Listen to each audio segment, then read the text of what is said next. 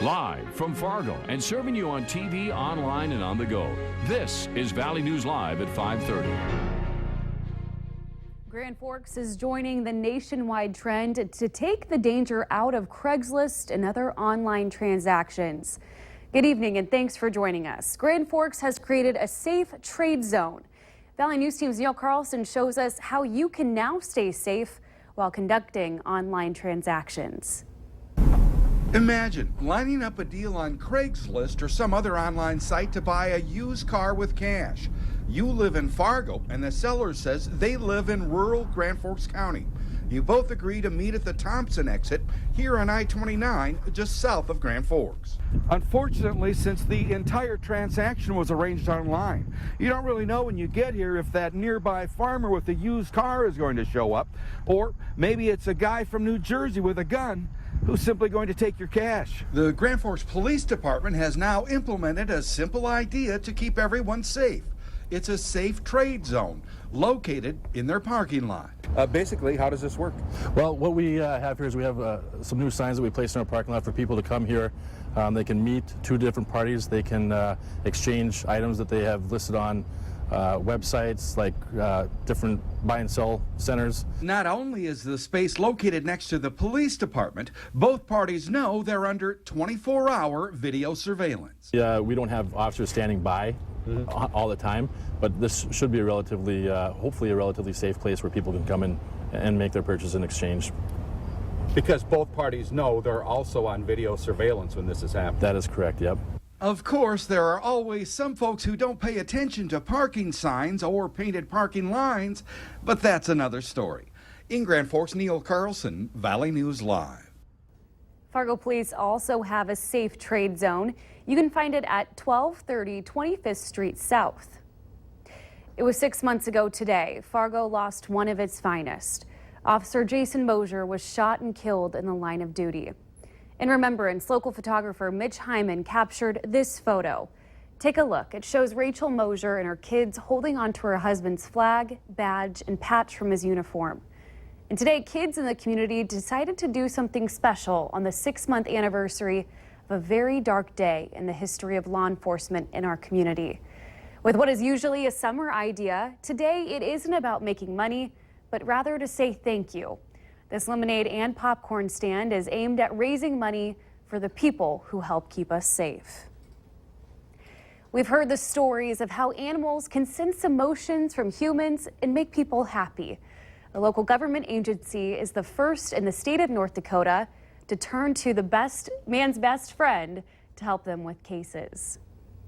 They have jobs that they would like to do, but they don't get to, fill out a resume and go to, school. So I think that we as humans need to find where they fit.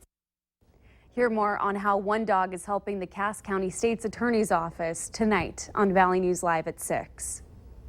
Police are looking for this 17-year-old Bemidji girl who may be in the Crookston or Grand Forks areas. Take a good look at your screen. Malaya Hendricks has black hair and brown eyes, stands 5'1" and weighs about 222 pounds. She has a tattoo on her right forearm, might be wearing glasses, and may also go by the nickname Mel. Authorities say she may be in the company of another girl, so if you have any information, you're asked to call police. Nice and quiet today. We're enjoying a break from all the stormy weather we've seen.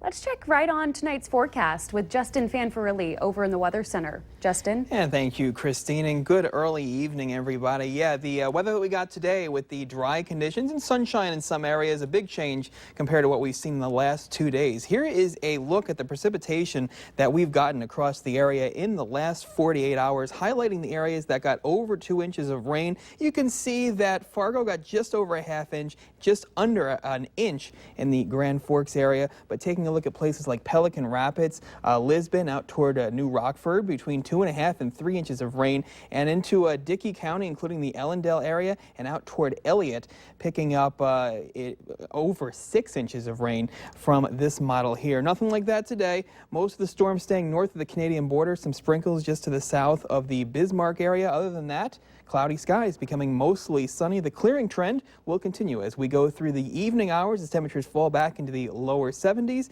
and we'll fall back into the low to mid 60s as we go through the overnight period, still with clear skies. Now, we've got a really nice weekend ahead. We're going to tell you about that coming up later in the newscast. All right. Thanks, Justin. Yep. The Drug Enforcement Administration is keeping all marijuana illegal. Today, the DEA says marijuana has no currently accepted medical use and has a high potential for abuse. That means it will stay in the same category as heroin and cocaine, at least for now. Today's announcement keeps states that allow marijuana for recreational or medical use in defiance of federal law. Here in North Dakota, voters will be deciding a plan to allow medical marijuana in the state. The Secretary of State has announced that the North Dakota Compassionate Care Act will appear on the November 8th ballot. And if it approves, it would allow people suffering from certain medical conditions to use marijuana with their doctor's approval. Minnesota could make history by electing the nation's first Somali American lawmaker this fall. In Tuesday's primary election, Ilan Omar beat out DFL State Representative Phyllis Khan, who had served for 44 years in the seat. Omar says she is honored so many believed in her and says her win is the result of the unification of diverse voices in her Minneapolis district. The people in the district, I think for a long time, haven't felt that all of their voices were heard, and this was their opportunity to collectively say, we are ready for change. Omar will face off against a Republican challenger this fall. Fargo police, along with the Fargo Fire Department, continue to actively investigate the cause of a mobile home fire that happened on Monday. The home, which had an eviction notice, is likely a total loss, according to officials. We're told the trailer had been vacant for about a week prior to the fire. No one was injured in the incident. Space is filling up fast. There are only 5 apartments left in West Fargo's new senior housing development, and it just opened last month. But there is big demand here and across the nation for what is commonly known as affordable housing. This new development is called Dakota Commons, and it's located near the Osgood Golf Course. It's made up of 32-bedroom apartments, all designated for people ages 55 and older. It cost $4.5 million to build and got some financing through the federal government. That special financing then keeps the rents affordable. The apartment's rents range from $462 to $750 a month, depending on income and family size. We are just 1 hour away from watching former NDSU standout Carson Wentz make his NFL debut with the Philadelphia Eagles as they take on the Tampa Bay in the preseason play. The Phillies head coach says you can expect to see Wentz on the field a lot in the second half. And that's what fans are hoping for. The big game is expected to draw in crowds across North Dakota. Wentz was the second overall pick of the 2016 NFL Draft back in April. It's also a big week for UND fans who will soon be able to show their school spirit through some new gear. The university is releasing clothing and items with the new Fighting Hawks logo this Saturday. Everything from hats to signs and sweatshirts will be available during their launch party this weekend.